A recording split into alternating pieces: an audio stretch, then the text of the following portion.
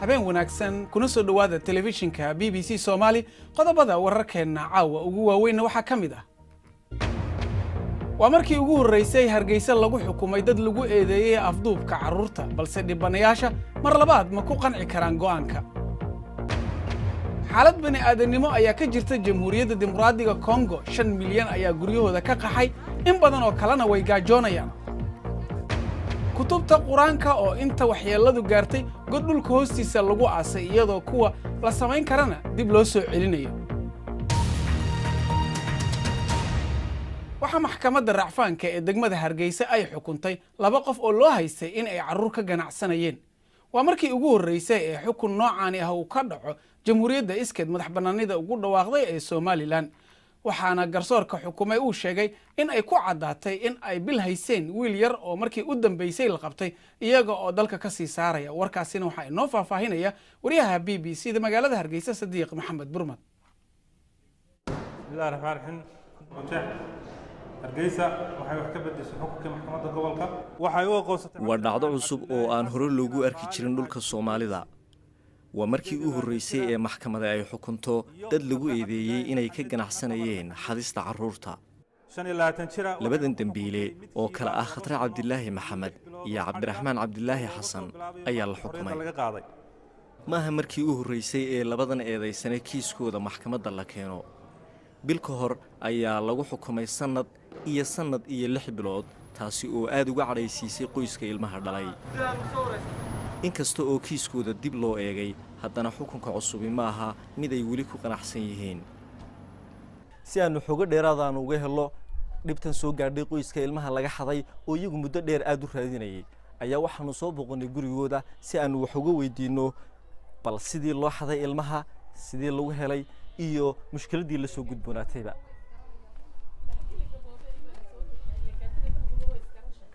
hooyada ilmaha dhashay waxay rafaad ka martay raadintii ilmaheeda go'aanka xukunkuna waa uu u cuntami laayahay mikrofon baan qaatay magaalada Hargeysa ku baahay meel walba waan maray waan ka quustay ka bacdi deetana waxaan u kacay berbere markaan u kacay jiidaas oo dhan ka deeyna waan ka quustay oo ilaa Boosaasan socdo garoobaan maray waxaan maray Laascaanood Burcaan maray Laascaanood baan maray garoobaan maray Boosaasan maray waxaan ku habeenaan u hooyan jiray buuraha Boosaaso 18 habeen baan Boosaaso ku maqnaa soo ma garanaysid waxaan ku meelo aan noloshayda aanan arag ayaan maroon jibaaxo buuro godoodo oo dhufaysi ah ayaan galay marka dawladda sharafta leh waxaan ka codsanayaa iyo gudoomiyaha sare inay maxay tahay xukunkaasi ay hagaagu eegaan ay wax ka qabtaan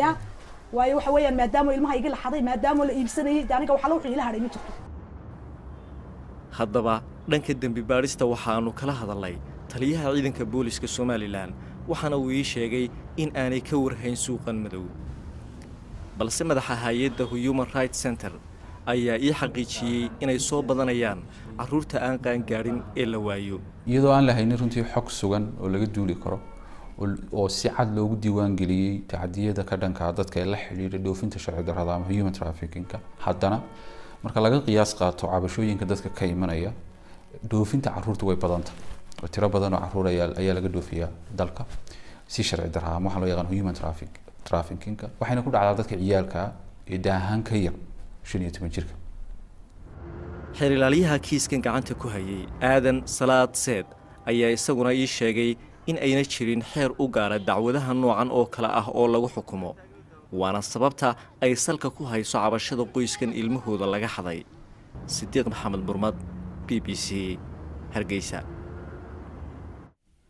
ergeyga gaarka qaramada midoobay ee Jamhuuriyadda Dimuqraadiga Congo ayaa ku baaqay in la isxakameeyo kadib markii dibadbax looga horjeedo madaxweyne Kabila lagu dilay 2 ruux dadku waxa ay ku baaqayeen doorashooyin kuwaasi oo dib u dhacay in ka badan sanad waxa ay ku soo aaday waqti uu dalku wajahayo mid ka mid ah dhibaatada bani aadanimo tii ugu xumeyd adduunka malaayiin ayaa qaxay gaajo iyo dagaal dartiis Caaisha Afrax ayaa ka waramaysa waa 3 saaxiib oo aan cid kala haysanin Emmanuel Lariba iyo Sami waxa ay ordayeen 2 maalmood kadib markii tuuladooda la soo weeraray waalidkood waa ay iswaayeen haddana waa inay noloshooda dabaraan dagaallo ayaa ka dhex qarxay qabiilo iska soo horjeeda balse markan weydiinay carruurta qabiiladooda midkoodna ma uusan garanaynin qaramada midoobay ayaa sheegay in 90,000 oo carruur ay ka barakaceen guryahooda gobolkan Ituri.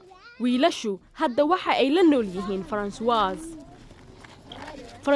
waxa ay hore u soo aragtay dagaal, waa ayna fahmi kartaa dhibaatada uu leeyahay barakacu.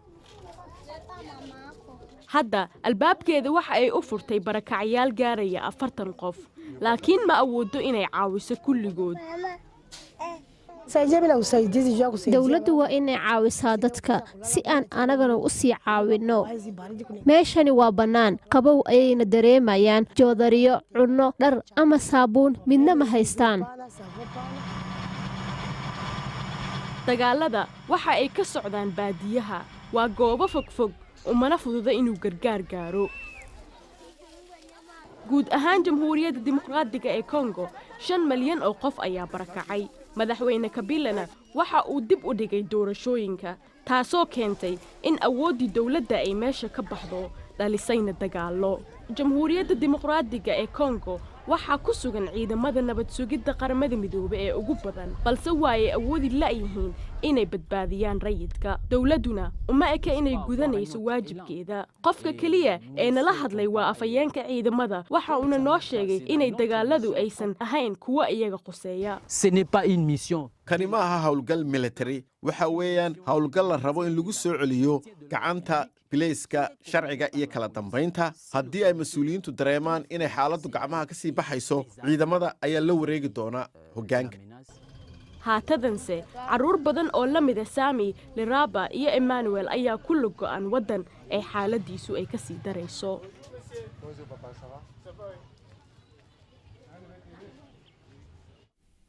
faahfaahin dheeraada ku saabsan warbixintan iyo kuwo kaleba waxaad ka heli kartaa bogga BBC Soomaaliya adigoo ka gelaya mobilkaaga.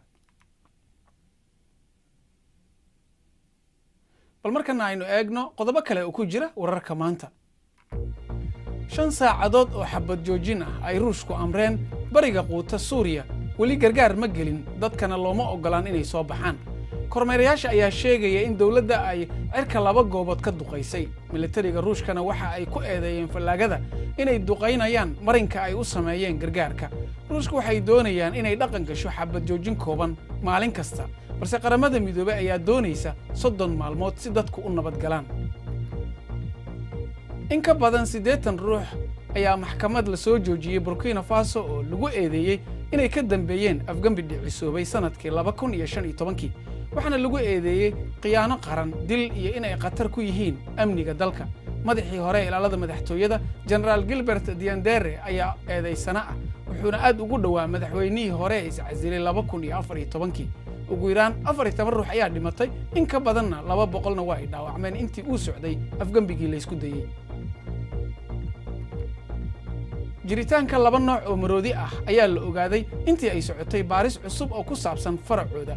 inkastoo ay ku wada noolaayeen masaafo isu dhow, haddana maroodiyaasha iskumay xirnayn ku dhowaad 500 oo sano.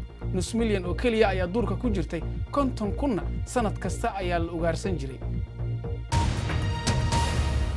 10 qof ayaa ka dibad baxay oo dhaliilay qorshaha Shiinaha ee lagu rabo in madaxweynaha uu xukunka sii hayo si aan xad lahayn. faafraabka Shiinaha ayaa masaxay fikradaha ka soo horjeeda oo lagu qoray baraha bulshada, laakiin mucaaradka dawladda Shiinaha qaar ka mid ah waxa ay u qoreen warqad furan oo loogu baaqayo in xubnaha xisbiga shuuciga ay joojiyaan hindisahan, waxayna sheegayaan in tani ay horseedi karto qalalaase siyaasadeed. Cabdiraxmaan Bidhaan ayaa ka warramaya. may ahayn wax qarsoon in Xi Jinping uu xukunkiisa sii adkaysanayo.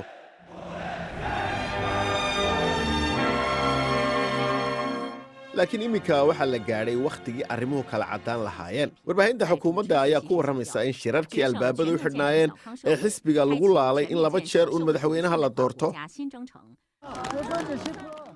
wax laga warwaraa ma jiraan ayay leeyihiin taageerayaashiisu. Mr. Xi, aabbaha ummaddu, waxa uu joogayaa uun danta qaranka. Shiinuhu wuxuu noqday dal horumaray, baaxadda dabaqadda dhexe iyo maalqabeennada way kordhayaan.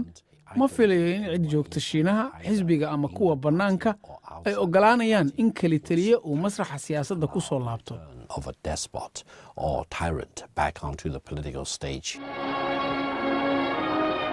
laakiin dhaxalkii hoggaamiyihii hore ee shiinaha Mao ayaa dadka hor yaalla markii uu dhintay ayaa la soo rogay in la xadido muddaxileedka madaxweynaha oo 2 jeer laga dhigo si kalitalisnimo looga hortago. Zhang Buzhang oo ah nin mucaaradnimadiisa hore loogu xidhay ayaa ah dadka farakutiriska ah ee ku dhiiraday inay dhaliilaan tallaabadani. haddii hoggaamiye uu xukunka ku daaho oo awoodda uu xoogga saaro ugu dambayn maamulka wuu xumaanayaa. laakiin dadka badankiisa dhaliishooda ma caddaysan karayaan. dhowr kalmadood oo laga saaray dastuurka Shiinaha ayaa waxay horseeday isbeddelkii ugu weynaa ee dhaca muddo sannado badan ah, waxaana daaqadda ka baxay xil wareejintii sida habaysan u dhici jirtay iyada oo dalka labaad ee adduunka ugu dhaqaalaha weyni uu hal nin gacantiisa ku jirayo. marka laga tago dhoolatuska xoogga ah ee muuqda, waxaa ka hooseeya khatarta deganaanshiye la'aaneed ee quwadda weyn ee soo socota oo iyadu sharcigeedii beddeshay. markana wararka cayaaraha ugu waaweyn, weeraryahanka PSG Neymar ayay suuragal tahay inuusan ka qayb gelin 16 u dambeeya isu soo haray lugta labaad horyaalka Yurub ciyaarta ay isaga hor imaanayaan Real Madrid. maxaa yeelay wuxuu ka jabay cagta ciyaartooygan ayaa ku dhaawacmay ciyaartii Axadda ee Ligue 1-ka. lacag badan ayay PSG Neymar kaga soo iibsatay Barcelona bishii Agost, 29 gool ayuuna u dhaliyay 30 ciyaarood. wakaaladda wararka Kuuriyada Koonfureed ayaa sheegtay in waqooyiga ay koox ciyaaraha fudud u soo diri doonaan Olombikada qaboobaha ciyaartooyda naafada ee bisha dambe. tani waxa ay ka dambeysay kulan labada dal ku dhex maray tuulo xadka ku taal. tallaabadan ayaa ah isku day kor loogu qaadayo xiriirka labada dal. dalka Bakistan xushmadda ugu sarreysa ayay muslimiinta siiyaan kitaabka Qur'aanka Kariimka ah, laakiin marka kutubtu u baahato in dib loo habeeyo xoogaa arrintu way adag tahay, gaar ahaan marka la eego sida ay arrinta xasaasi uga tahay dalka Bakistan. Farxaan Maxamed Jimcaale ayaa warbixintan inoo faahfaahinaya. god dhulka hoostiisa ah buurahan Bakistan ku yaal ayaa la dhigay 100,000 oo kutub duugowday ah. muslimiinta Bakistan waxay aaminsan yihiin in aan kutubta Qur'aanka duugowday la tuurin, sidaa darteed halkan ayaa dalka oo dhan la isugu keenaa. Cabdulrashiid Lehri ayaa mashruucan ka shaqaynayay 25 sano. walaalkii ayaa hawshan bilaabay. walaalkay oo iga weyne qur-aanku jeclaa uu soo ururin jiray haddii meel xun lagu tuuro oo gaadhigiisa ayuu ku ridi jiray. saaxiibadiisa qaarkood ayaa ku soo biiray isaga. waa ilaahay mahaddii in waxan oo dhan la sameeyey.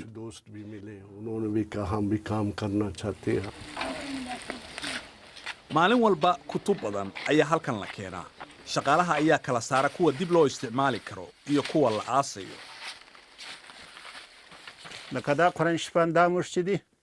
kutubta qaarkood sida kanoo kale waxyeello yar ayaa soo gaartay. intaan samayno ayaan bixinnaa, balse kuwa bogagoodu jeexmeen sida kuwan waa aasnaa. waxay hadda dhisayaan godad hor leh si ay baahida wax uga qabtaan, laakiin in buurta hoosteeda la qodo waa hawl adag. si aad u qoddo jid dhulka hoostiisa mara oo 61 mitir wax fudud maaha. waxaa laga yaabaa inay 4-5 bilood qaadato. maalmaha qaar waxaa laga yaabaa inaan 15 sentimitiro keliya qodnaba. tuurista kitaabka Qur'aanka waa arrin xasaasi ka ah Bakistan. dad ayaa loo waxyeeleeyey in aanay si xushmad leh u maarayn. mashruucanna wuxuu ugu baaqayaa qof kasta oo haya kitaab duugoobay in ay iyaga u soo diraan. ugu dambayntiina xafladda iftiinka faynuusyada oo 9 wareeg ayaa lagu soo bandhigay dalka Shiinaha gobolka waqooyi ku yaala. boqolaal dalxiisayaal ay soo jiidatay 365 faynuus oo qaabkoodu kala duwan yahay, kuwaasi oo safnaa ilaa dhowr kiiloomitir. waa dhaqan soo jiray muddo dhowr kun oo sano ah. intaas ayaan ku soo gabagabaynaynaa barnaamijkeena caawa. waadna ku mahadsantihiin daawashadiina. intaan kulmi doonno habeen dambe waxaan idinkaga tegaynaa nabad gelyo.